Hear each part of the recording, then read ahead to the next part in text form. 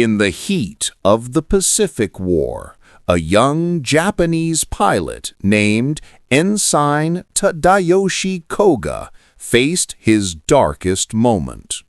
Shot down in battle, his damaged Zero fighter hurtled toward the enemy below, an American aircraft carrier. He braced for death. Miraculously, he landed on the deck of the USS Bogue. Heart pounding, Koga expected execution, the fate of captured enemies. But as American sailors approached, something unimaginable happened. Instead of hatred, they showed humanity.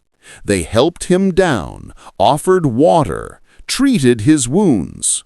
Koga was stunned. This was the enemy he was taught to despise. His plane became a treasure trove of intelligence, the most valuable find of the war. U.S. engineers uncovered the Zero's secrets, its lightweight design, hidden vulnerabilities. It turned the tide in the skies. In Tonga's internal struggle. Yet, for Koga, shame burned deep. Honor demanded death over capture.